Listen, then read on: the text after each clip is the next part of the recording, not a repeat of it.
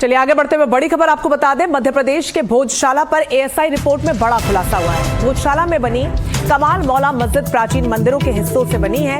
ASI के सर्वे में मंदिरों के अवशेष मिलने की भी पुष्टि की गई है। 106 खंभे इसमें बताए गए हैं और 82 प्लास्टर मंदिरों से लिए गए हैं। देवी देवताओं की टूटी मूर्तियों के निशान भी मिले हैं।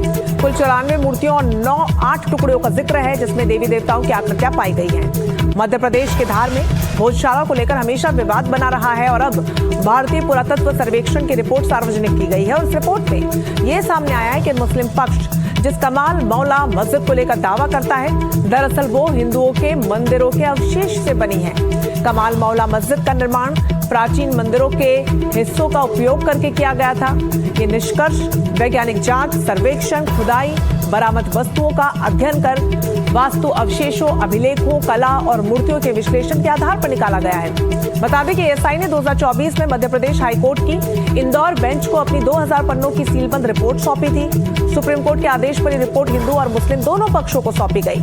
कोर्ट ने दोनों पक्षों से उनकी राय मांगी और इस मामले पर अब अगली सुनवाई 16 मार्च को होगी। महाधिवक्ता जी ने सुप्रीम कोर्ट का जो ऑर्डर हुआ उसे न्यायालय को संज्ञान में लाते हुए विषय बताया, जिस पर न्यायालय द्वारा कुछ प्रश्न पूछे गए कि सुप्रीम कोर्ट ने ऑर्डर करा है कि सभी रिपोर्ट को अनसील करते हुए सभी पक्षों को रिपोर्ट दी जाए, पर उच्च न्यायालय खंडपीठ इंदौर की डिवीजन बेंच ने 4/7/2024 को एक आदेश पारित करा था जिसमें रिपोर्ट सभी पक्ष को दी जाए ऐसा वर्णित है।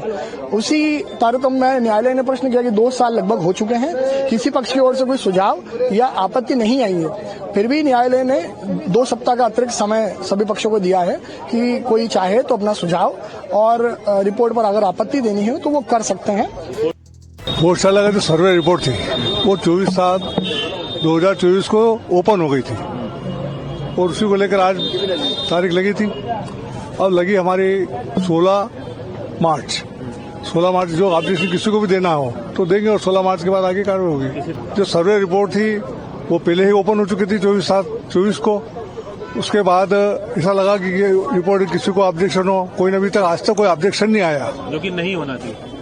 ऑब्जेक्शन आना आता कोई होता तो मतलब कि सबको सहमति जो रिपोर्ट है ओपन 24/7 मतलब आज साल भर पहले ओपन हो चुकी है, वो किसी की तरफ से कोई ऑब्जेक्शन नहीं था, फिर भी मजिस्ट्रेट साहब ने उसको 16 मार्च लगाई है, किसी को ऑब्जेक्शन 16 मार्च तक देते हैं। दावे आपत्ति की असल में बात थी नहीं, तो उस रिपोर्ट पर अब 16 मार्च की जो तारीख निर्धारित करी है कोर्ट ने, उस पर अब बात होगी कि उसमें जो भी सब पक्षों के जो रिकमेंडेशंस हैं या उनके जो ओपिनियंस हैं या सजेशंस हैं उसको वो अपने अपने पेश करेंगे हर पक्ष, और उसके बाद फिर आगे की सुनवाई जो भी होगी वो तय की जाएगी।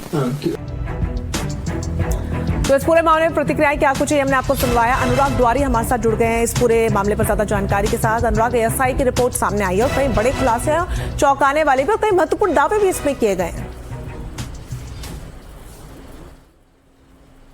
बिल्कुल आपने ठीक कहा, और जैसा आपने सुना भी होगा कि ये रिपोर्ट 2024 की ही है। हम लोगों को लग रहा था कि शायद कोई नई बात सामने आएगी क्योंकि तब लगभग 98 दिन तक ये सर्वे चला था जिसमें 3D ग्राउंड पेनिट्रेटिंग रडार के जरिए काफी सारी चीजें सामने आई थी। बताया गया था कि 1700 से ज्यादा अवशेष मिले हैं।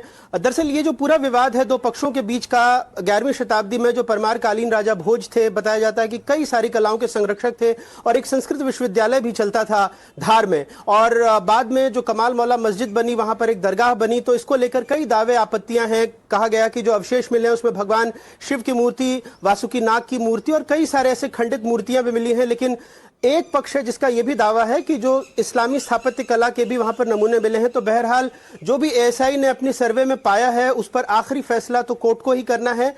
लेकिन एक बात जरूर चौंकाने वाली है, क्योंकि जाहिर सी बात है कि 2 साल पहले ये रिपोर्ट आ गई थी, तो फिर अभी तक किसी भी पक्ष ने इस पर दावे या आपत्तियां क्यों नहीं ली हैं, यही कोर्ट ने भी पूछा और 2 हफ्ते बाद का वक्त दिया है जब इस पर सुनवाई होगी आगे की।